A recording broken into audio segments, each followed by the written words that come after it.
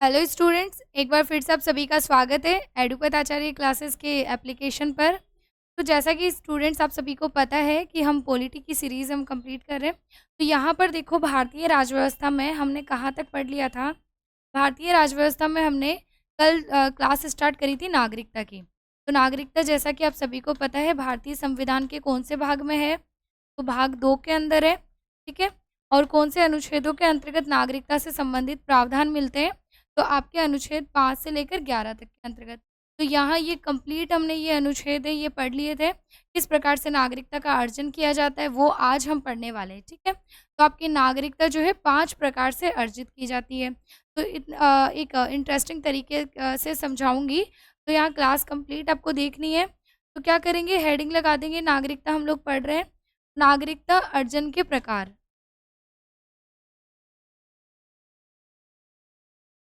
नागरिकता अर्जित करने के प्रकार। अब यहाँ जो है नागरिकता अर्जित करने के कितने तरीके होते हैं? 5 तरीके हैं, ठीक है। ये 5 तरीके कौन से हैं? तो एक ट्रिक के माध्यम से हम लोग समझने वाले हैं। तो यहाँ पर देखो, आपको ध्यान क्या रखना है, हमारे भारत में एक त्योहार मनाया जाता है, नाग पंचमी, है ना। तो यहाँ पर नाग पंचमी से ही आपको ध्यान रखना है कि नागरिकता कितने प्रकार से अर्जित की जा सकती है।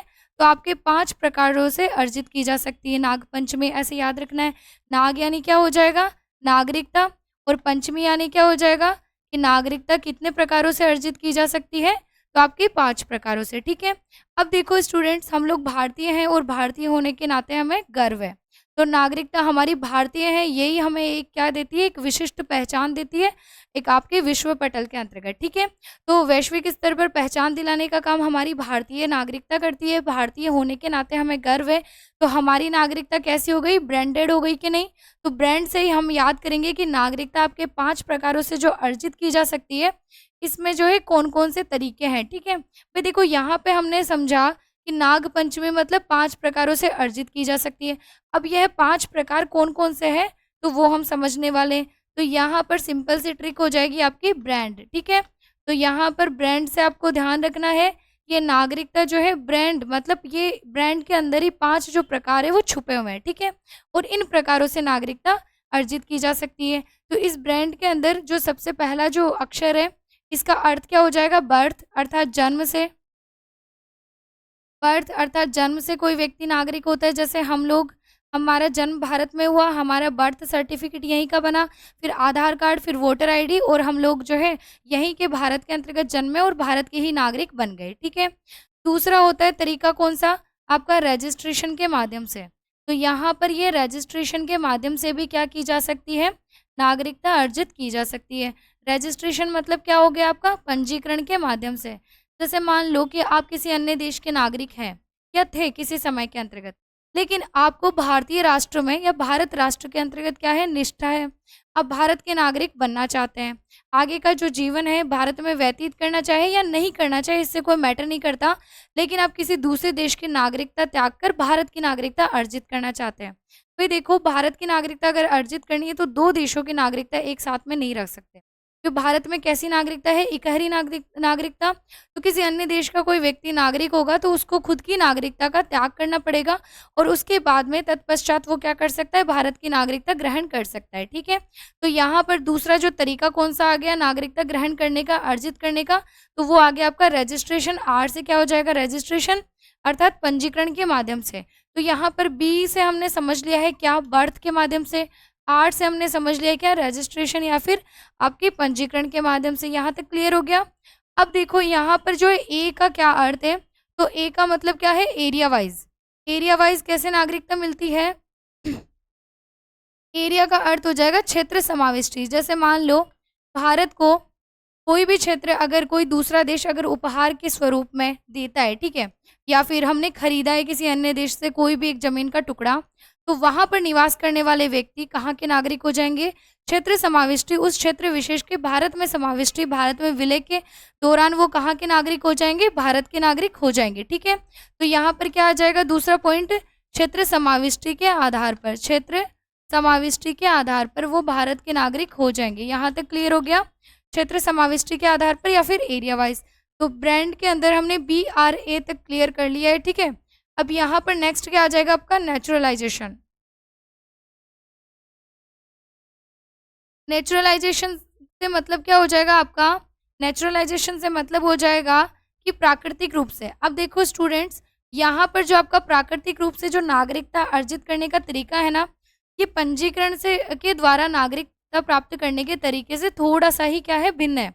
बाकी पंजीकरण से नागरिकता जो प्राप्त करता है कोई भी व्यक्ति, और प्राकृतिक रूप से नागरिकता प्राप्त करता है, इन दोनों के तरीके क्या समान है। पंजीकरण में भी पंजीकृत आपको रजिस्टर करवाना पड़ेगा, ठीक है, आप किसी अन्य देश के नागरिक थे। प्राकृतिक रूप से नागरिकता प्राप्त करते हैं तो भी आप किसी समय में किसी अन्य देश के नागरिक रहे होंगे, लेकिन फिर से भारत के अंतर्गत आगे के समय के अंतर्गत निवास करना चाहते हैं, तो यहाँ पर भारत के आप नागरिकता क्या है, अर्जित करना चाहते हैं, तो इसमें भी आपको रजिस्टर करवाना होगा। लेकिन देखो स्टूडेंट्स, नेचुरलाइजेशन में क्या होता है, उस व्यक्ति का जो है आगे की जो भी आगे की जो भी लाइफ है, वो भारत में स्पेंड करने की मंशा रहती है, ठीक है। तो वो भारत में निवास करने का इच्छुक भी रहता है और भारत की नागरिकता भी प्राप्त करने का इच्छुक रहता है। तो यहाँ पे उसका स्ट्रगल थोड़ा दोहरा हो जाएगा नागरिकता प्राप्त करने का। भाई देखो, हमने मध्यम मार्ग अपनाया है, कठोर और लचीलापन, अर्थात हमने फ्लेक्सिबिलिटी को भी सम्मिलित किया है। तो हमारा संविधान कैसा है, नम्य और अनम्यता का क्या है, एक मिश्रित मॉडल है, ठीक है।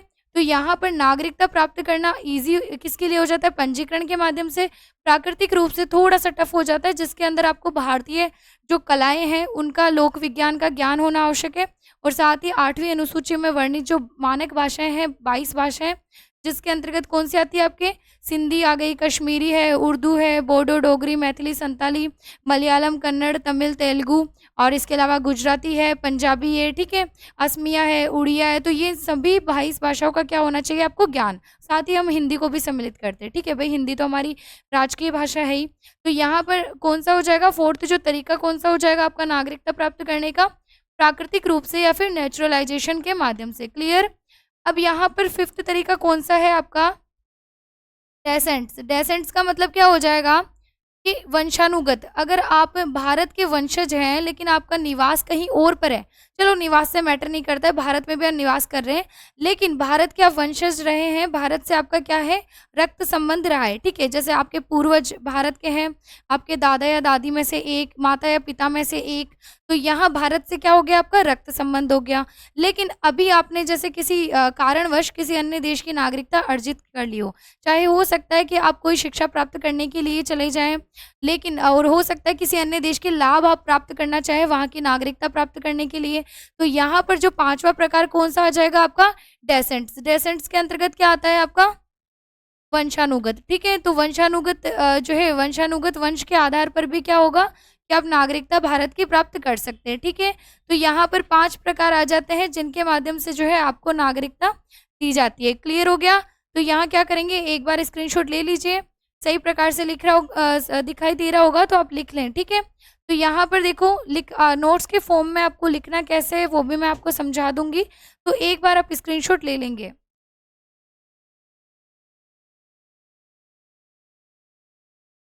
आई होप आप सभी ने स्क्रीनशॉट ले लिया होगा। तो यहाँ पर देखो स्टूडेंट्स, हमें लिखना कैसे है नोट्स के रिगार्डिंग, तो यहाँ पर देखो, नागरिकता प्राप्त करने के 5 तरीके।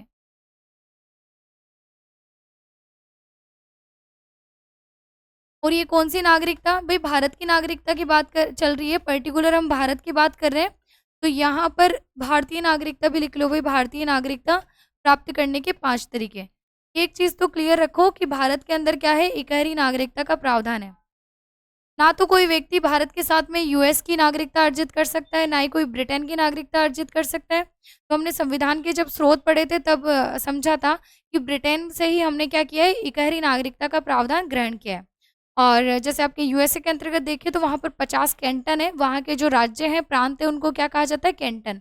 तो वहाँ पर क्या है कि पर्टिकुलर किसी भी व्यक्ति के पास में दोहरी नागरिकता है, एक तो देश का नागरिक होने के नाते, दूसरा है किसी राज्य या फिर कैंटन का जो है नागरिक होने के नाते। लेकिन भारत के अंतर्गत ऐसा नहीं है। अगर हम राजस्थान के निवासी हैं तो राजस्थान के निवासी हैं हम, एक क्षेत्रीय निवासी के आधार पर राजस्थान के निवासी होने के लिए हमें कोई अलग से नागरिकता ग्रहण नहीं करनी पड़ती, ठीक है। क्योंकि यहाँ क्या है, हमारा जब भारत जब आज़ाद हुआ था तो हम नहीं चाहते थे कि भारत के फिर से टुकड़े हो जाए या अलगाववाद की स्थिति जनरेट हो। तो सभी राज्यों के व्यक्तियों को एक रखने के लिए हमने क्या किया, इकहरी नागरिकता का ही प्रावधान रखा, ठीक है।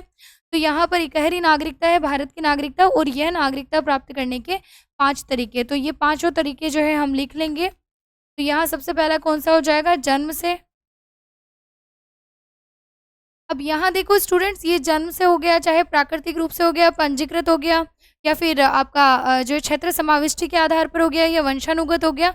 इन तरीकों के अंतर्गत भी क्या किए गए, चेंजेस। संविधान संशोधन के माध्यम से, जैसे आपका जो नागरिकता अधिनियम सबसे पहला जो अधिनियम माना जाता है ना नागरिकता का, वो कब लाया गया था, हमारा संविधान लागू कब हुआ, 26 जनवरी 1950 को। तो उसके 5 वर्ष बाद में 1955 के अंतर्गत आपके नागरिकता के लिए पहला जो है अधिनियम लाया गया था, ठीक है। और उसी अधिनियम को जो है संशोधित किया गया है। जैसे अभी आपने 2015 में एनआरसी से रिलेटेड कुछ समझा होगा, तो हम लास्ट में डिस्कस करेंगे कि एनआरसी भी किसको कहा जाता है, ठीक है। तो यहाँ पर ओसीआई भी डिस्कस करेंगे, ओवरसीज सिटीजनशिप ऑफ इंडिया, ये भी डिस्कस करेंगे, ये कार्ड किन के लिए बनता है और इस कार्ड से क्या है, किन व्यक्तियों को सुविधा मिलती है, ठीक है। अब यहाँ पर देखो जो नागरिकता अधिनियम है, क्वेश्चन एग्जाम में ऐसे आ जाए कि नागरिकता अधिनियम अभी जैसे वर्तमान में जो है नागरिकता के लिए कौन सा अधिनियम चलता है, तो 1955 वाला ही चलता है। हाँ, ये बात एक अलग है कि 1955 वाले जो नागरिकता अधिनियम है उसको कई बार जो है संशोधित किया गया है, कई बार उसके अंतर्गत देश काल परिस्थिति को ध्यान में रखते हुए हमारी संसद ने क्या किया है, उसमें सुधार किया है। जैसे आपके सबसे पहला जो संशोधन किया गया था 1955 वाले नागरिकता अधिनियम में, वो किया गया था कब, 1986 में, फिर 1992 के अंतर्गत, फिर 2003 में, फिर 2005 में, फिर 2015 में, और फिर 2019 में। लास्ट जो संशोधन किया गया था आपके 2019 के अंतर्गत किया गया था, ठीक है। तो यहाँ पर देखो दूसरा कौन सा तरीका हो जाएगा, दूसरा तरीका है आपका पंजीकरण के माध्यम से।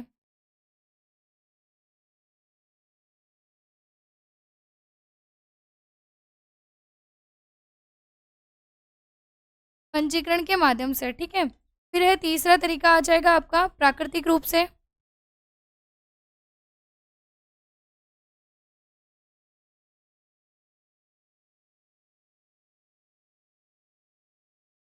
फोर्थ पे आ जाएगा आपका वंशानुगत, ठीक है, वंश के आधार पर, वंशानुगत या फिर वंश के आधार पर। जो भी पीआईओज है, पर्सन ऑफ इंडियन ओरिजिन है, अर्थात भारतीय मूल के जो भी व्यक्ति हैं, उनको वंश के आधार पर नागरिकता वो लोग ले सकते हैं, ठीक है। मतलब वो किसी समय में भारत से जुड़े हुए थे, भारत के नागरिक थे या नहीं कोई मैटर नहीं करता, उनके दादा या दादी में से एक, या माता या पिता में से एक कोई व्यक्ति भारतीय नागरिक रहा होगा, तो वंश के आधार पर वो इन फ्यूचर चाहे उनका जन्म किसी भी देश में रहा हुआ हो, या फिर वो अभी वर्तमान में किसी भी देश के नागरिक हो, लेकिन वो फिर से पुनः चाहे अगर नागरिकता अर्जित करना भारत की, तो वंश के आधार पर भारत की नागरिकता का क्या कर सकते हैं, अर्जन कर सकते हैं, ठीक है। पांचवें प्रकार के अंतर्गत कौन सा आ जाएगा, क्षेत्र समाविष्टि। जैसे आपके अगर बात करें तो जैसे भारतीय राज्यव्यवस्था के अंतर्गत बात करें तो यहाँ पर आपके पुडुचेरी है, तो पुडुचेरी को भी हमने पुर्तगाल से जो है क्या किया है, भारतीय क्षेत्र के अंतर्गत शामिल किया है। तो वैसे पुडुचेरी किसी समय में हमारे क्षेत्र में ही था, लेकिन जब आपके यूरोपीय कंपनियां भारत में आई थी तो उस समय जो यूरोपीय कंपनियां हैं इनके द्वारा बहुत सारे क्षेत्रों पर अधिकार कर लिया गया था। तो जब भारतीय संविधान लागू हो गया उसके बाद में 1962 के अंतर्गत हमने पुडुचेरी को जो है 14वें संविधान संशोधन के द्वारा जो है फिर से क्या किया, भारतीय संविधान में शामिल किया है, या फिर भारतीय क्षेत्र में शामिल किया है, ठीक है। तो यहाँ पर पुडुचेरी हो गया, सिक्किम को भी हमने 1975 में शामिल किया ब्रिटेन से। तो यहाँ क्षेत्र समाविष्टि के आधार पर, क्षेत्र समाविष्टि के आधार पर, क्लियर हो गया। क्षेत्र समाविष्टि के आधार पर भी क्या कर सकते हैं, हम नागरिकता प्राप्त कर सकते हैं, ठीक है। तो यहाँ तक क्लियर हो गया, तो क्या करेंगे, एक बार स्क्रीनशॉट ले लेंगे।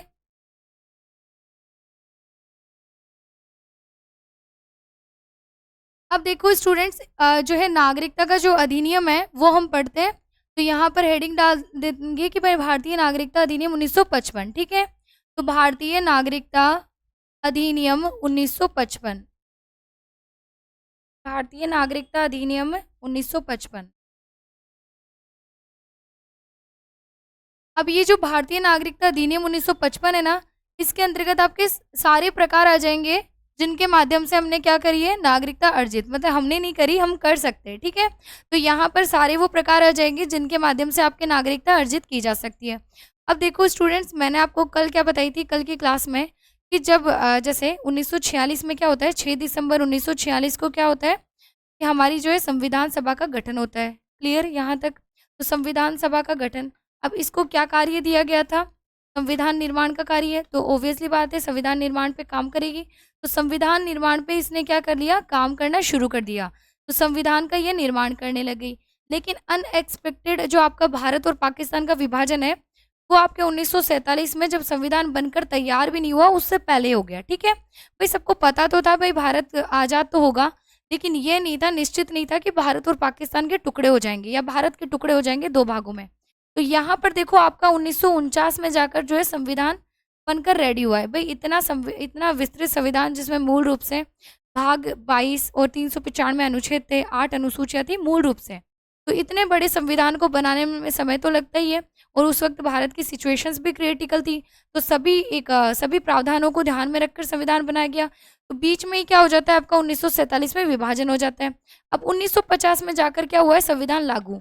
अब देखो स्टूडेंट, जब भारत और पाकिस्तान का विभाजन हो गया, यहाँ इस प्रकार से देखेंगे आप मैप के अंतर्गत, तो भारत और पाकिस्तान का जब विभाजन हो गया, तो हमारे सामने ये समस्या हो गई, किस व्यक्ति को पाकिस्तानी माना जाए और किस व्यक्ति को भारतीय नागरिक माना जाए। तो नागरिकता के लिए पहले प्रयास नहीं किया गया, लेकिन संविधान निर्माताओं के सामने क्या हुआ, एक बड़ी प्रॉब्लम जो है क्रिएट हो गई कि कौन से व्यक्ति को भारतीय नागरिक माना जाए और किस व्यक्ति को जो है पाकिस्तानी नागरिक माना जाए, ठीक है। तो यहाँ पर जो है बहुत बड़ी समस्या जो है भारतीय संविधान निर्माताओं के सामने हो जाती है। तो यहाँ देखो स्टूडेंट्स, 1950 में जैसा कि हमने कल डिस्कस किया था 4 श्रेणियों के व्यक्ति नागरिक बने, और ये 4 श्रेणियों के व्यक्ति नागरिक किस अनुच्छेदों के अंतर्गत हमने शामिल किया है, तो अनुच्छेद आपके 5 से लेकर 8 तक के अंतर्गत। बाकी आपके 9, 10, 11 ये नागरिकता से संबंधित अन्य प्रावधानों को क्या करते हैं, रेगुलेट करते हैं। क्लियर? अब यहाँ पर देखो, ये जो भारत है, इसके अंतर्गत जब इसके 2 टुकड़े हुए, तो यहाँ 1947 में विभाजन हो गया। तो एक तो ये वाला क्षेत्र, ये जो बांग्लादेश वर्तमान में हम नाम से जानते हैं, ये आपका क्या बना था, पूर्वी पाकिस्तान। क्लियर? और ये वाला क्या बना था, पश्चिमी पाकिस्तान। तो दोनों के टुकड़े हो गए। अब हमारे द्वारा भाई ये जो है बहुत बड़ी समस्या आ गई थी संविधान निर्माताओं के सामने, कि यहाँ इस क्षेत्र में रहने वाले व्यक्ति जो चाहते हैं कि भाई भारतीय नागरिक उनको माना जाए, लेकिन वो इस अफरा तफरी में अचानक से जो विभाजन हो गया, उसके अंतर्गत वो भारतीय पाकिस्तान की भूमि में ही रह गए और भारत में आ ही नहीं पाए, ठीक है। तो उनको भी नागरिकता देने की समस्या। दूसरे ऐसे महानुभाव व्यक्ति थे जो खुद की इच्छा से पाकिस्तान वाली भूमि में चले गए थे, भारत के अंतर्गत, भारत को छोड़कर। तो वो व्यक्ति भी फिर उनको वहाँ का माहौल जमा नहीं हो सकता है, बाद में उन पर अत्याचार हुए हो, तो वो फिर से भारत के अंतर्गत लौटना चाहे, तो भाई उनको भी जो है हम क्या देंगे, नागरिकता तो देंगे। भारत में आए हुए किसी भी शरणार्थी को हम ऐसे ही जो है नहीं भेज सकते ना, तो उनको भी नागरिकता हमारे द्वारा जो है दी गई। तो यहाँ ऐसे प्रकार के व्यक्ति जो है, ये सभी जो है टोटल हमने कल की क्लास में डिस्कस कर लिया था, जो भारत से पाकिस्तान स्थानांतरित करे लेकिन वापस से भारत में निवास करने के लिए आ गए। तो जो भी व्यक्ति 1 मार्च 1947 के बाद में गया था पाकिस्तान और वो वापस से 15 अगस्त 1947 के बाद में लौट आए हैं, उनको नागरिकता दी गई। किस अनुच्छेद के तहत? तो आपके अनुच्छेद आपके 7 के तहत, ठीक है। तो यहाँ पर जो है ये क्लियर हो गया। अनुच्छेद 6 के तहत हमने नागरिकता किसको दी थी, एक आपकी नागरिकता के लिए जो परमिट जारी किया गया था 1 जुलाई 1948 के अंतर्गत। तो 1 जुलाई 1948 से पहले आए व्यक्ति जो पाकिस्तान से भारत में स्थानांतरित हुए हैं, और 1 जुलाई 1948 के बाद में आए व्यक्ति जो भी पाकिस्तान से भारत में स्थानांतरित हुए, उनको नागरिकता दी गई। फिर बात की जाती है आपके अनुच्छेद 8 के तहत जो व्यक्ति जैसे भारत से बाहर भी, जैसे आपके लाला हरदयाल है, बहुत सारे व्यक्ति है, तो ये क्या कर रहे थे, भारत के बाहर विदेशों के अंतर्गत भी क्या कर रहे थे, भारत के लिए स्वतंत्रता आंदोलन में भाग ले रहे थे, जैसे आपके सैन फ्रांसिस्को में, बर्मा में, जिसको वर्तमान में म्यांमार कहा जाता है। तो उन व्यक्तियों को, जैसे आयरलैंड में भी बहुत सारे व्यक्ति थे, तो उन व्यक्तियों को भी भारतीय मूल के नागरिक होने के नाते नागरिकता दी गई, ठीक है। और जो आपका अनुच्छेद 5 है, उसके तहत हमने भारत में जन्मा हो व्यक्ति या अविभाजित भारत में उनके माता या पिता में से एक, या फिर अविभाजित भारत में उनके दादा या दादी में से एक, या फिर 1950 से 5 वर्ष पूर्व उसका भारत में निवास रह रहा हो, चाहे वो एंग्लो इंडियन ही क्यों ना हो, मतलब यूरोपीय मूल का ही क्यों ना हो, तो उनको भी हमने नागरिकता दी, ठीक है। तो यहाँ तक तो कोई समस्या नहीं है। अब देखो स्टूडेंट्स, जो 1955 का जो नागरिकता अधिनियम पढ़ रहे हैं ना हम, अब यहाँ पर देखो इस अधिनियम के अंतर्गत हम क्या पढ़ रहे हैं कि आपका जब 1950 में जब ये लागू हुआ, क्या भारतीय जो संविधान लागू हो जाता है 1950 में, 26 जनवरी 1950 को जब भारतीय संविधान लागू हुआ, तो हमारे सामने जो समस्याएं थी कि किस प्रकार से हम नागरिकता देंगे। भाई देखो, उस वक्त जो प्रारंभ के समय में नागरिकता दी गई, वो तो आपके अनुच्छेद 5 से लेकर 8 तक के अंतर्गत हम लोग पढ़ लेते हैं, ठीक है। लेकिन आगे इन फ्यूचर भी तो ऐसी समस्याएं होगी ना कि कोई व्यक्ति दूसरे देश का नागरिक होगा, उसको भारत की नागरिकता प्राप्त करनी होगी, तो उनको भी हमारे द्वारा नागरिकता दी जाएगी। और अभी देखो, वर्तमान में भी बांग्लादेश से इतने सारे शरणार्थी आते हैं, उनको भी हमारे द्वारा नागरिकता दी जाती है। पाकिस्तान में भी बहुत सारे व्यक्ति अत्याचार से पीड़ित होकर जो है भारत में आते हैं शरण लेने। तो भारत के अंतर्गत क्या है भाई, भारत जो है एक समुद्र की भांति है, तो भारत सभी नदियों को अपने जो है समुद्र के अंतर्गत क्या है, स्थान देता है, ठीक है। तो यहाँ तक क्लियर हो गया। तो यहाँ देखो स्टूडेंट्स, ये एक बार आप स्क्रीनशॉट ले लीजिए, फिर दोबारा से हम जो है इसको जो है कंप्लीट हम पढ़ने वाले हैं, ठीक है। तो आई होप आप सभी ने स्क्रीनशॉट ले लिया होगा। एक बार दोबारा से हेडिंग डाल देंगे, भारतीय नागरिकता अधिनियम 1955। भारतीय नागरिकता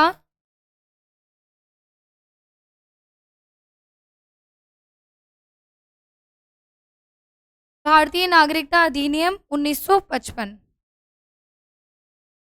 तो यहाँ देखो, एक चीज है, क्वेश्चन सीधा सा आता है कि भारतीय नागरिकता जो है वर्तमान में हम नागरिकता अगर देते हैं या फिर उसकी छीनते हैं, मतलब वंचित के द्वारा, बर्खास्त के द्वारा या स्वैच्छिक त्याग से, तो कौन सा नागरिकता अधिनियम फॉलो करते हैं, 1955 वाला। क्योंकि 1955 के बाद में आपके अमेंडमेंट्स आए हैं, बहुत सारे संविधान में संशोधन किए गए हैं इसी जो है अधिनियम के अंतर्गत, लेकिन दोबारा से कोई भी अधिनियम हम लोगों ने नहीं लाया। मतलब यहाँ पर 1955 वाला जो भारतीय नागरिकता अधिनियम है, वो ही हम उस समय से लेकर 1955 से लेकर वर्तमान तक भी फॉलो कर रहे हैं, ठीक है। तो यहाँ पर अधिनियम तो आपका एक ही है, इसके अंतर्गत संशोधन जरूर आपके संशोधन जो है विभिन्न जो है प्रकार के अंतर्गत आपके अलग अलग समय में किए गए हैं। तो यहाँ आपके जैसे सबसे पहले 1986 में संशोधन किया गया, फिर 1992 में संशोधन किया गया, और उसके बाद में बात करें तो आपके 2003 में संशोधन किया गया था, और उसके बाद 2005 में संशोधन किया गया, उसके बाद 2015 में, और उसके बाद 2019 में, ठीक है। तो यहाँ पर आपने सुना होगा 2015 के आसपास में CAB, ये जो आपका जो सिटीजनशिप अमेंडमेंट एक्ट है, उसको संशोधित किया गया था। तो यहाँ पर क्या हुआ, ये बंद हो जाएगा फिर। तो यहाँ पर क्या है कि आपके जो है संशोधन जो है अलग अलग समय के अंतर्गत किया गया है, ठीक है। तो यहाँ तक क्लियर हो गया, कोई दिक्कत नहीं है। तो यहाँ देखो स्टूडेंट्स, आप क्या करेंगे, एक बार ये संशोधन तो अलग अलग समय में किया गया है, लेकिन यहाँ जो नागरिकता अर्जन के जो तरीके हैं ना, उनको हम लोग क्या कर रहे हैं, डिटेल में लिख रहे हैं, ठीक है। तो यहाँ पर जो है सबसे पहला हम लिख लेंगे क्या, सबसे पहला जो प्रकार है क्या, जन्म के आधार पर नागरिकता, ठीक है। तो जन्म के आधार पर नागरिकता, तो यहाँ पर जो है जन्म के आधार पर नागरिकता जो है किसको दी गई, और इस पर किस प्रकार से जो है क्या किया गया, संशोधन किया गया, तो वो हम डिटेल में पढ़ने वाले हैं। अब यहाँ पर देखो स्टूडेंट्स, जब ये 1955 में ये जो नागरिकता अधिनियम आया था, तो 1955 में क्या प्रावधान था जन्म के आधार पर नागरिकता के लिए, कि भारत में जन्मा हो, ठीक है। अब यहाँ पर वो भारतीय महिला की संतान हो, भारतीय पुरुष की संतान हो, कोई मैटर नहीं करता था, भारत में उसका जन्म हुआ हो। चाहे मान लो कोई दंपति आए भारत में घूमने के लिए, और उन्होंने क्या किया, भारत में जो है अगर अपनी संतान को जो है जन्म दे दिया है, तो वो उस जन्म से ही क्या हो गया था, भारत का नागरिक माना जाता था, ठीक है। अब यहाँ पर देखो, हो सकता है ऐसा कोई जो है षड्यंत्र भी हो सकता है, जैसे अपने पड़ोसी देश पाकिस्तान है और बांग्लादेश है, ठीक है, ये दोनों है ही अपवाद के स्वरूप। तो इनके द्वारा हो सकता है कि पहले से सोच समझकर किसी भी ऐसे दंपति को भेजा जाए, ताकि आगे चलकर ये लोग उसको टेररिज्म में क्या कर सके, उस बालक को जो है आगे ऐसा कुछ मतलब जो है इस प्रकार की कोई समस्या भारत के लिए क्रिएट कर सके, तो वो उसका जन्म से नागरिकता दिलवाने के लिए भारत में उसका जन्म करवाना चाहते हो, ठीक है। तो ये प्रॉब्लम जब आपके संसद के सामने आई, भारत सरकार के सामने आई, तो फिर उसके अंतर्गत भी क्या किया, संशोधन किया गया, ठीक है। लेकिन यहाँ पर भी देखो, संशोधन जो 1986 में किया गया था वो आधा अधूरा था। कैसे, अब यहाँ देखो 1955 में तो लिख देते हैं हम, भारत में जन्मा हो, भारत में जिसका जन्म हुआ हो, तो वो क्या बन जाएगा, जन्म से ही क्या बन जाएगा, भारत का नागरिक, भारत में जिसका जन्म हुआ हो, भारत में जिसका जन्म हुआ हो। अब दूसरा है, इसके अंतर्गत देखो 1986 में क्या किया गया, 1986 में संशोधन, लेकिन ये संशोधन तो किया गया 1986 में, लेकिन लागू होने की डेट भी आपको ध्यान रखनी है कि इस संशोधन को लागू कब किया गया, तो लागू किया गया था आपके 1987 में, ठीक है। तो लागू किया गया कब, 1987 में। तो दोनों ही, जैसे मान लो एग्जाम में आ जाए कि भाई 1955 के अंतर्गत जो जन्म के आधार पर नागरिकता मिलती थी, उसमें जो है आपके 1987 में क्या प्रावधान किया गया, तो कोई दिक्कत नहीं है। 1986 या 1987 एक ही बात है। संशोधन अधिनियम 1986 में लाया गया था और उसको लागू कब किया गया, रेगुलेट कब किया गया, तो 1987 में। तो यहाँ पर देखो क्या किया गया, माता या पिता में से एक भारतीय होना आवश्यक, ठीक है। माता या पिता में से एक भारतीय होना अनिवार्य। माता या पिता में से एक भारतीय होना अनिवार्य। अब यहाँ पर देखो स्टूडेंट्स, आगे भी समस्याएं रही। क्या हुआ कि बहुत सारे पाकिस्तानी है, जैसे बहुत सारे पाकिस्तानी व्यक्तियों ने क्या किया, जैसे मान लो कोई भी महिला भारतीय है, उनसे शादी की, अवैध तरीके से आए घुसपैठ करके, ठीक है, या फिर जैसे भी उनकी जो भी संतान हुई, तो अगर उसको जन्म से नागरिकता मिल गई, तो यहाँ पर वैध प्रवासी नहीं लिखा कि एक व्यक्ति का क्या होना चाहिए, एक व्यक्ति वैध प्रवासी या फिर उसके पास में जिस भी वो देश से भारत में आता है उस देश का पासपोर्ट होना चाहिए, और भारत में आता है तो वीज़ा उसको बनवाना चाहिए। तो ऐसा कहीं पर यहाँ प्रावधान नहीं किया गया। कहाँ, 1986 में। यहाँ सिर्फ क्या लिखा गया है, सिर्फ और सिर्फ कि माता या पिता में से एक व्यक्ति भारतीय होना अनिवार्य, चाहे एक जो है माता या पिता में से एक के क्या है अवैध प्रवासी होगा तो भी यहाँ पर चल रहा था। मतलब सरकार ने इतना ध्यान नहीं दिया, क्योंकि आपको पता है समस्या ही क्या होता है, मतलब कोई भी अगर आवश्यकता होती है वही आविष्कार की जननी होती है, समस्या आती है तभी हम समाधान की ओर ध्यान देते हैं। तो यहाँ पर बहुत सारी समस्याएं ऐसी आई कि पाकिस्तान से बहुत सारे व्यक्ति जो है घुसपैठ करके भारत में अवैध तरीके से शादियां की, और आगे चलकर उन्होंने क्या किया, अपनी संतानों को आतंकवाद के लिए प्रयोग किया भारत के अगेंस्ट, ठीक है। तो यहाँ पर फिर इसके अंतर्गत दोबारा से संशोधन किया गया आपके कब, 2003 में। तो 2003 में फिर से क्या किया गया, संशोधन किया गया। और ये जो 2003 का जो संशोधन है, ये लागू कब हुआ, 2003 में क्या किया गया, संशोधन इस प्रकार से लिख लें कि आपके लागू हुआ था 3 दिसंबर 2004 से, ठीक है। तो यहाँ पर लागू होने की डेट भी आपको याद रखना है, 2004 में लागू। तो यहाँ 2 बार जो है इसके अंतर्गत क्या हुआ है, संशोधन किया गया है, ठीक है। किसमें, जन्म के आधार पर नागरिकता जो है जो प्रोवाइड की जाती है उसके अंतर्गत, ठीक है। तो यहाँ पर 2003 में जो संशोधन किया गया, क्या कि भाई माता या पिता में से एक व्यक्ति भारतीय हो सकता है, और जो एक दूसरा व्यक्ति है वो क्या होगा, वो अवैध प्रवासी होना चाहिए, ठीक है। वैध प्रवासी होना उसका क्या है, अनिवार्य कर दिया गया। तो माता या पिता में से एक भारतीय, माता या पिता में से एक भारतीय प्लस एक क्या हो, वैध प्रवासी हो, एक वैध प्रवासी। वैध प्रवासी का मतलब क्या होगा, जिस देश से वो आएगा उस देश से वहाँ की अनुमति प्राप्त करके आएगा, और भारत के अंतर्गत आता है तो भारत से भी क्या होगा, वीज़ा प्राप्त करेगा, ठीक है। तो यहाँ पर जो है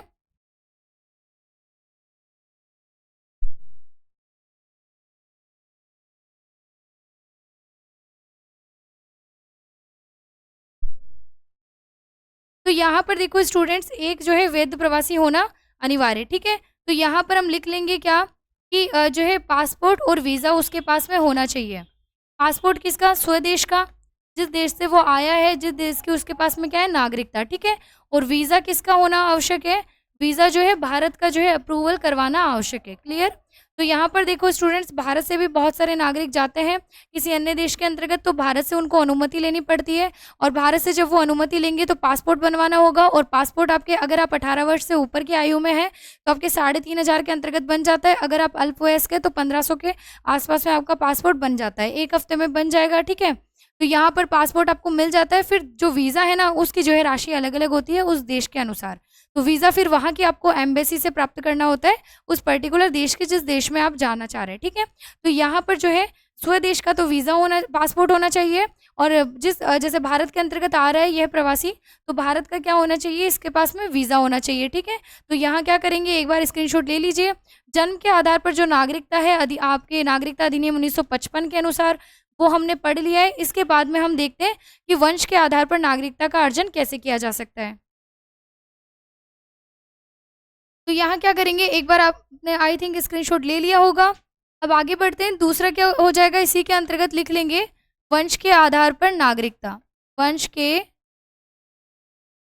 आधार पर नागरिकता, वंश के आधार पर नागरिकता।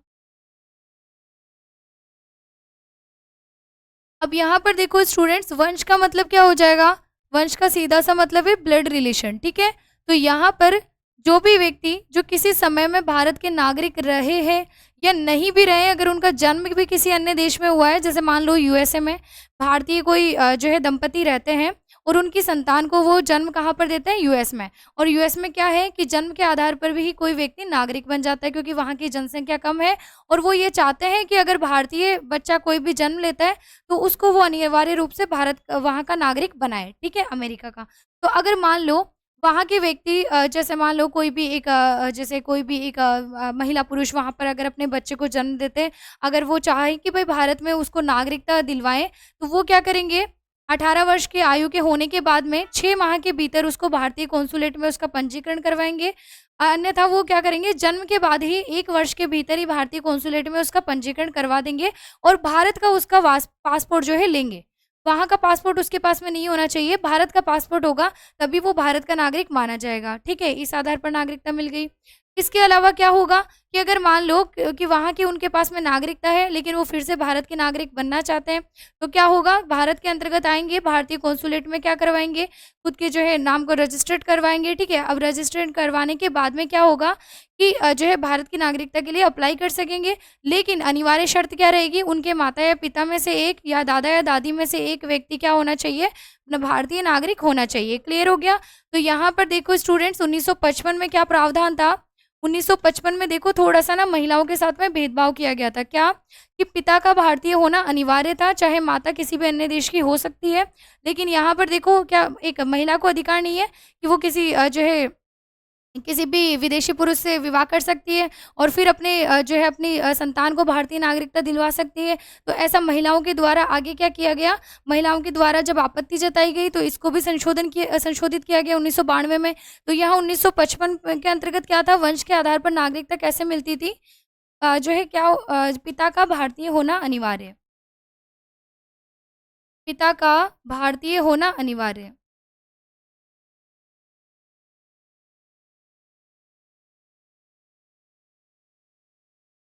पिता का भारतीय होना अनिवार्य, ठीक है? अब यहाँ पर 1992 में क्या किया गया? संशोधन किया गया। तो 1992 में संशोधन 1992 के अंतर्गत संशोधन किया गया और क्या किया गया? पिता या माता में से एक भारतीय, ठीक है? पिता या माता में से एक भारतीय हो सकता है, ठीक है? तो यहाँ पर जो है पिता या माता में से एक व्यक्ति क्या हो सकता है? भारतीय।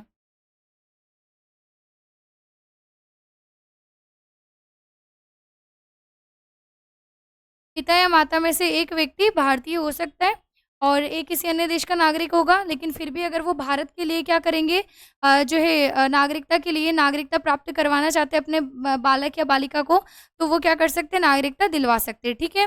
फिर देखो इसको 2003 में और संशोधित किया गया।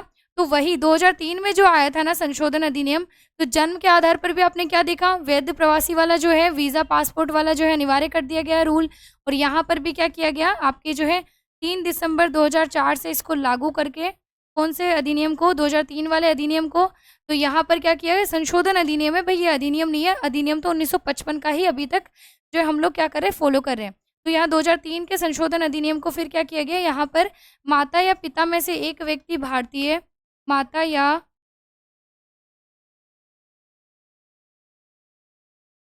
पिता में से एक व्यक्ति भारतीय, एक भारतीय।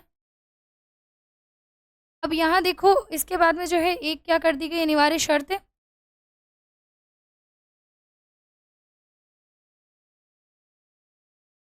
और एक क्या होगा, वैध प्रवासी, एक वैध प्रवासी।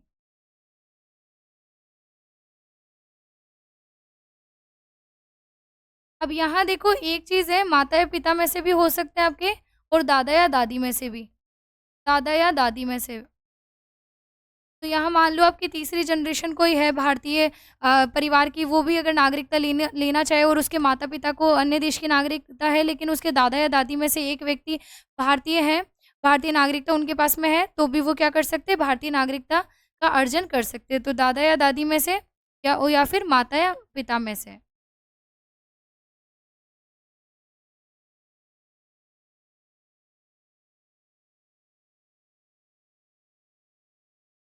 अब यहाँ तक कोई समस्या नहीं है, क्या करेंगे, स्क्रीनशॉट ले लेंगे।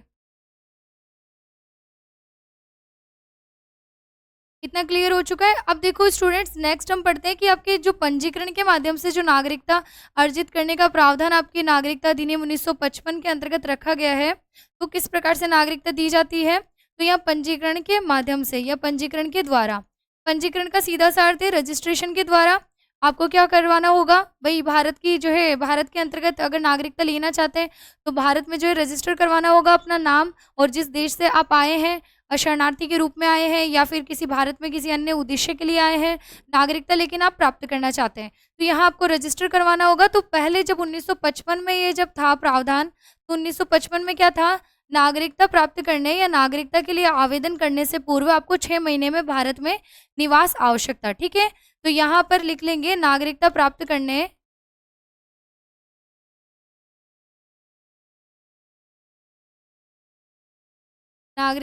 करने से पूर्व भारत में 6 माह या 6 महीने पूर्व निवास। ठीक है, तो यहाँ पर देखो नागरिकता के लिए जब आप आवेदन करते थे 1955 तक, तो क्या था 1955 के अंतर्गत, मतलब आपके 2003 से पहले, 1955 से लेकर 2003 से पहले क्या था कि जो है नागरिक आपको 6 महीने पूर्व जो है भारत में निवास करना अनिवार्य था।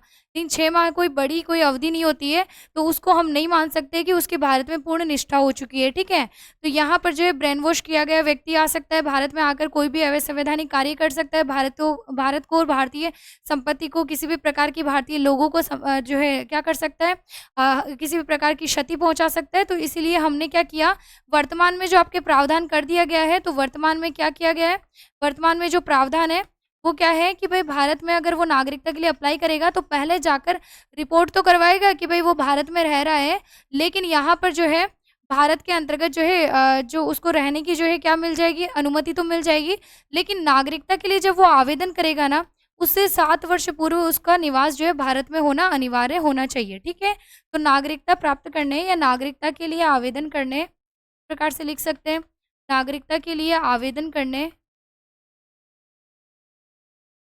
से पूर्व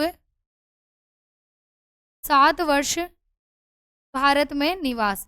अब देखो स्टूडेंट्स, इसमें भी क्या है, थोड़ा सा एक ट्विस्ट है कि यहाँ पर देखो 6 वर्ष वो किसी भी समय अपने जीवन काल के अंतर्गत रहा हो, लेकिन जब वो नागरिकता के लिए आवेदन करता है तो आवेदन से जस्ट पूर्व उसको जो है 1 वर्ष तक तो भारत में अनिवार्य रूप से रहना ही होगा, और वो भी कैसे, संविधान सम्मत तरीके से, मतलब किसी भी प्रकार का कोई असंवैधानिक कार्य किए बिना। ठीक है, तो यहाँ पर क्या हो जाएगा, आवेदन से 1 वर्ष पूर्व अनिवार्य निवास, आवेदन से 1 वर्ष पूर्व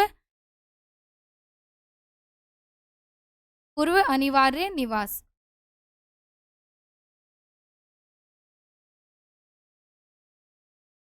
एक बार स्क्रीनशॉट ले लीजिए। अब यहाँ पर देखो स्टूडेंट्स, ये जो नागरिक होते हैं ना, पंजीकरण के माध्यम से जो भारत में नागरिकता प्राप्त करते हैं, उनके एक तरह से हमने थोड़ा बहुत तो चर्चा हमने फर्स्ट क्लास पढ़ी थी, उसके अंतर्गत ही कर ली थी। ठीक है, जैसे मैंने बताया था कि एक तो शत्रु राष्ट्र के नागरिक होते हैं, एक जो है आपके मित्र राष्ट्र के नागरिक होते हैं। तो भारत के जिनके साथ में, जिन भी देशों के साथ में सकारात्मक संबंध होते हैं, जिनके जैसे वर्तमान में किसी प्रकार का कोई युद्ध ना चल रहा हो, तो वो तो क्या हो जाएंगे, मित्र राष्ट्र के नागरिक, तो उनको तो इजीली नागरिकता मिल जाती है। तो नागरिकता प्राप्त करने के बाद में भी उनको किसी प्रकार की कोई परेशानी नहीं होती है। ठीक है, लेकिन क्या होता है कि अगर कोई शत्रु राष्ट्र का नागरिक भारत में आता है तो उसको हमेशा ही संदेह की दृष्टि से देखा जाएगा, और ये देखा जाएगा क्यों, क्योंकि भारत के लिए वह किसी भी प्रकार की हानि ना करे। ठीक है, तो यहाँ पर जो शत्रु राष्ट्र का नागरिक होगा तो उसको जो है क्या होगा, गिरफ्तारी और जो है आपके नजरबंदी से क्या होगी, सुरक्षा प्रदान नहीं किया जाएगा। ठीक है, तो यहाँ पर देखो एक बार क्या करेंगे, स्क्रीनशॉट ले लीजिए। आई होप आप सभी ने स्क्रीनशॉट ले लिया होगा। तो आपका 4th नंबर का जो हो जाएगा नागरिकता प्राप्त करने का तरीका, वो कौन सा हो जाएगा आपका, प्राकृतिक रूप से। प्राकृतिक रूप से, अब प्राकृतिक रूप से मतलब नेचुरलाइजेशन के माध्यम से।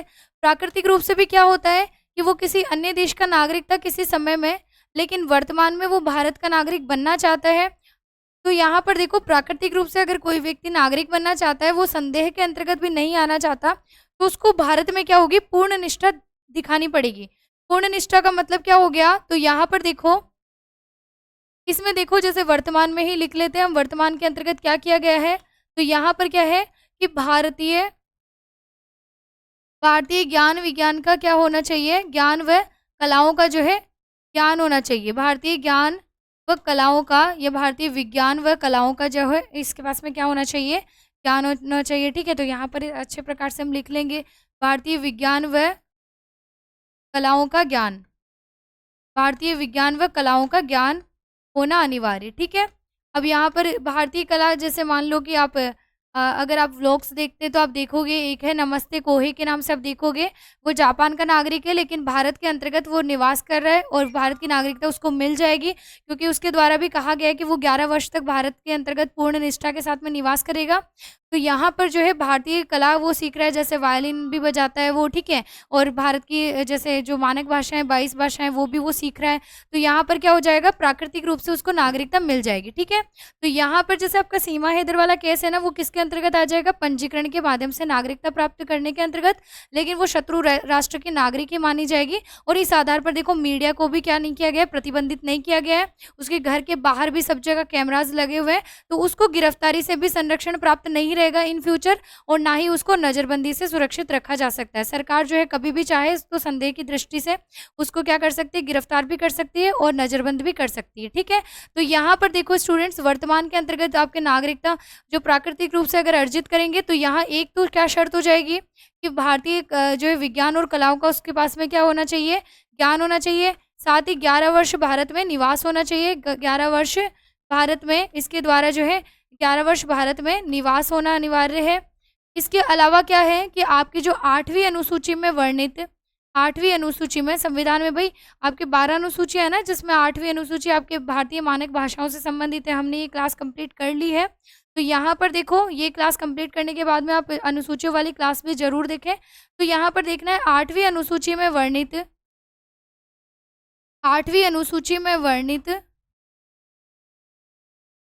भारतीय मानक भाषाओं का ज्ञान। ठीक है, भारतीय मानक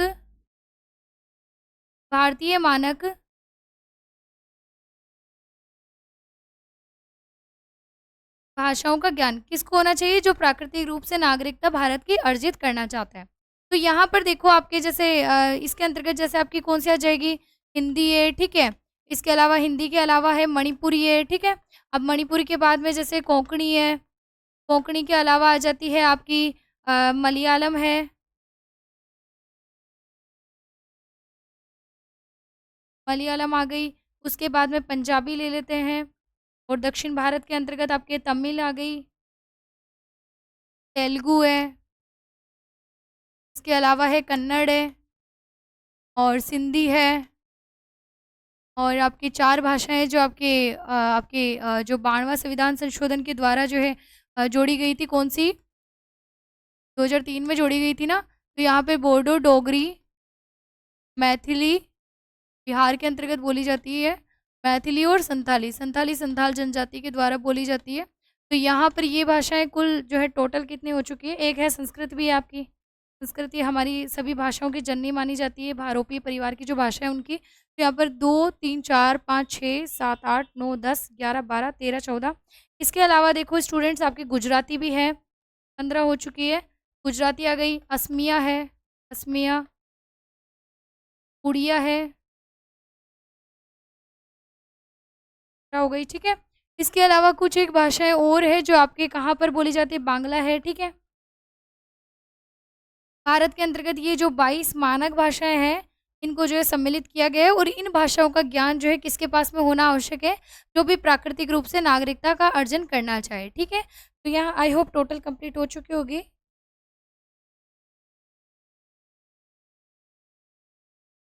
18 हुई है आपके, कुछ एक भाषाएं, 4 भाषाएं और है जो इसके अंतर्गत आती है, किसमें, भारतीय मानक भाषाओं के अंतर्गत। तो इन भाषाओं का ज्ञान किसके द्वारा जो है ग्रहण किया जाना आवश्यक है, जो प्राकृतिक रूप से क्या चाहते हैं, भारत की नागरिकता का अर्जन करना चाहते हैं। ठीक है, क्लियर हो चुका है। तो यहाँ पर देखो क्या करेंगे, आप स्क्रीनशॉट ले लेंगे, ये इधर का मैं ये थोड़ा सा इरेज कर देती हूँ। अब यहाँ पर इस प्रकार से आप स्क्रीनशॉट ले लेंगे, प्रॉपर तरीके से आपको नोट्स बनाने, ये नोट्स ना आपके हर प्रकार के एग्जाम में काम देंगे। ठीक है, तो यहाँ पर एक बार जो है स्क्रीनशॉट ले लीजिए।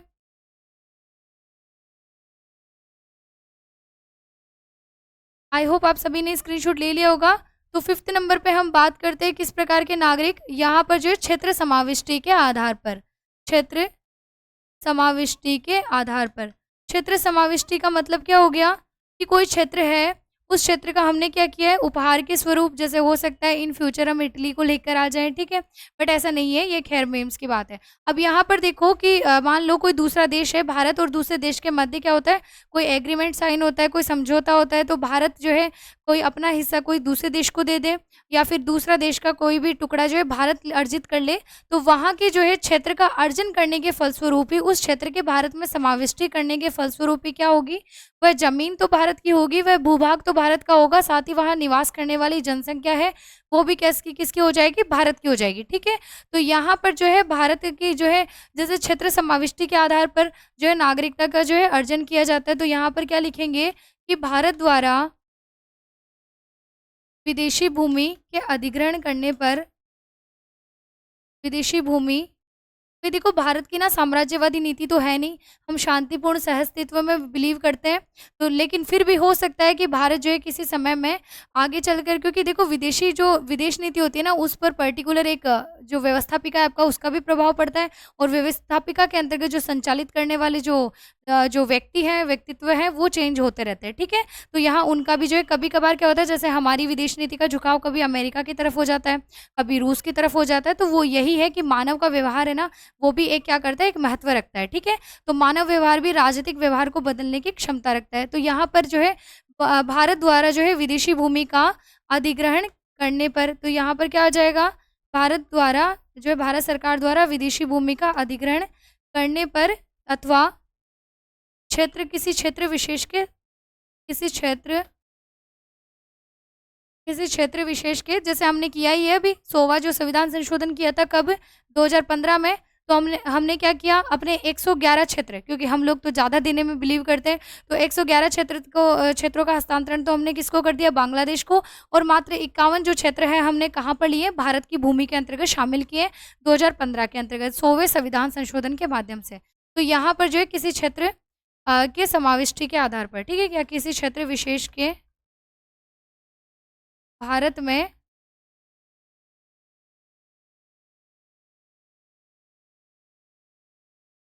समाविष्टि के आधार पर, ठीक है? तो यहाँ पर क्या आ जाएगा, आधार पर वहाँ की जनसंख्या, वहाँ की जनसंख्या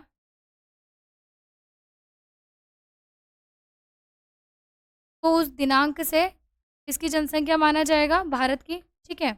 या फिर वहाँ की जनसंख्या को उस दिनांक से, जिस दिनांक से हमने क्या किया है, उस क्षेत्र का समाविष्टीकरण किया है, तो क्या किया जाएगा, भारत की नागरिकता मिल जाएगी, भारत की नागरिकता दे दी जाएगी। एग्जाम्पल में लिखना चाहो तो आप सिक्किम और पुडुचेरी का लिख सकते हैं, गोवा का लिख सकते हैं, दमन दीव का लिख सकते हैं। भाई देखो दमन दीव और आपके सबसे पहले जो है दादर व नगर हवेली का 1961 में हमने क्या किया था, पुर्तगाल से भारत में शामिल किया गया था 10वें संविधान संशोधन के माध्यम से। उसके बाद में गोवा और दमन दीव जो आपके क्या शामिल किए गए थे, भारत के अंतर्गत 1961 में ही आपके 12वां संविधान संशोधन किया गया था। लेकिन 1962 में इनको क्या बना दिया गया, यूनियन टेरिटरीज, केंद्र शासित प्रदेश। क्योंकि गोवा ना शुरुआत के अंदर जब शामिल किया गया था पुर्तगाल से हमने लिया था, क्योंकि आपके पता है 1530 में आपके बीजापुर के सुल्तान से अल्फांसो डी अल्बुकर्क ने भारत से जो है क्या कर लिया था, गोवा को छीन लिया था। और उसको फिर से हमने 1961 में शामिल किया। 1962 में हमने क्या बनाया, यूनियन टेरिटरी। फिर 1987 में जाकर इसको 25वें राज्य का दर्जा मिला था, पूर्ण राज्य का। तो उससे पहले ये यूनियन टेरिटरी था। तो यहाँ पर क्या होगा, भारत की नागरिकता मिल जाएगी, ठीक है। तो यहाँ पर आप एग्जाम्पल भी लिख सकते हैं। एग्जाम्पल में लिखेंगे तो इस प्रकार से, एक बार मैं अरेंज कर देती हूँ। एग्जाम्पल में लिख लेंगे तो यहाँ एग्जाम्पल में एक तो पुडुचेरी का लिख लो एग्जाम्पल, दूसरा सिक्किम का लिख लो। सिक्किम आपका 22वां राज्य बना था 1975 में 36वें संविधान संशोधन के माध्यम से। और इसको हमने कहाँ से ग्रहण किया है, तो ब्रिटेन से। भाई हमारा ही क्षेत्र हमने ही ग्रहण किया, किसी समय में ये हमारा था, लेकिन ब्रिटेन ने जो है अधिकार कर रखा था। लेकिन उससे भी पहले आपके जो चाइना के अंदर जो चाइना की क्रांति तो आपने पढ़ी होगी विश्व के इतिहास में। तो आपके किंग वंश है, जिस किंग वंश के द्वारा यहाँ पर शासन किया जाता था, ठीक है। तो यहाँ देखो सिक्किम है, और इसके अलावा दमन दीव का एग्जाम्पल लिख लो, दमन व दीव। वर्तमान में तो आपके दमन व दीव और दादर व नगर हवेली साथ आते हैं, तो साथ में लिखो, क्योंकि इन दोनों को 2020 में आपके मर्ज कर दिया गया था, जनवरी 2020 में। दमन दीव तथा दादर व नगर हवेली दोनों साथ में ही लिखना है। क्योंकि इनकी जनसंख्या इतनी नहीं है कि अलग-अलग प्रशासक केंद्र सरकार नियुक्त करे और यहाँ पर जो है एक ही प्रशासक क्या कर सकता है, दोनों ही क्षेत्रों का जो है जो प्रशासन सँभाल सकता है, ठीक है? इसके बाद में हम बात कर लेते हैं कौन-सा बाकी रह गया, गोवा लिख लेते हैं। तो यहाँ पर देखो इनका क्या है कि इन क्षेत्रों का अर्जन करके जो है क्षेत्र को समाविष्ट करके ही क्या कर सकते हैं, उनको जो है भारत के वहाँ के जो व्यक्ति हैं उनको भारत की नागरिकता दी जा सकती है। क्लियर हो गया? तो यहाँ पर 5 तरीके आप सभी के क्लियर हो चुके हैं। तरीके भी हमने जो है एक डिस्क्रिप्शन के माध्यम के अंतर्गत पढ़ लिए हैं। साथ ही जो आपके नागरिकता अधिनियम 1955 है उसको भी हमने जो है विस्तृत रूप से पढ़ लिया है। अब देखो स्टूडेंट्स आगे हम पढ़ेंगे कि नागरिकता से संबंधित आगे कौन से प्रॉब्लम्स क्रिएट हुई भारत के संविधान में कब-कब किस प्रकार से संशोधन भी करना पड़ा और बहुत सारे जो है भारत सरकार को भारतीय भूमि के अंतर्गत निवास करने वाले व्यक्तियों के को समस्या का एक समाधान देने के रूप में क्या करना पड़ा, बहुत सारे समझौते करने पड़े, तो ये भी हम पढ़ेंगे। अब देखो इससे पहले हम ये पढ़ लेते हैं कि भारत में अब ये जो नागरिकता प्राप्त करने के तरीके तो हमने पढ़ लिए, इसी के सीक्वेंस में हम आगे ये पढ़ लेते हैं कि भारत में नागरिकता किसी व्यक्ति की किस प्रकार से जा सकती है। तो ये 3 तरीके इसके अंतर्गत महत्वपूर्ण हैं, तो क्या करेंगे पहले आप स्क्रीनशॉट ले लेंगे। आई होप आप सभी ने स्क्रीनशॉट ले लिए होंगे, तो यहाँ पर क्या हेडिंग डाल देंगे, नागरिकता नागरिकता जो है नागरिकता त्याग के तरीके, नागरिकता त्याग करने के तरीके। भारतीय नागरिकता का जो है त्याग करने के तरीके, कितने तरीके हैं, तो यहाँ पर 3 तरीके महत्वपूर्ण आ जाएँगे आपके। 3 तरीके आते हैं, एक तो है क्या स्वैच्छिक त्याग, अगर कोई व्यक्ति मान लो भारत की नागरिकता त्याग करके किसी अन्य देश की नागरिकता ग्रहण करना चाहता है, क्योंकि भारत में क्या एक ही नागरिकता का प्रावधान है। तो यहाँ पर ऐसा नहीं है कि वो भारत की भी नागरिकता अर्जित किए रखे और साथ ही दूसरे देश की भी नागरिकता ग्रहण कर ले। तो यहाँ पर स्वैच्छिक त्याग तो उसको वही नागरिकता का त्याग तो करना ही पड़ेगा भारतीय नागरिकता का, अगर उसे किसी अन्य देश की नागरिकता ग्रहण करनी है। तो स्वैच्छिक त्याग एक तरीका हो गया, मतलब स्वयं की इच्छा से भारतीय नागरिकता का त्याग, स्वयं की इच्छा से भारतीय नागरिकता का त्याग, स्वयं की इच्छा से भारतीय नागरिकता का त्याग। ये आ गया।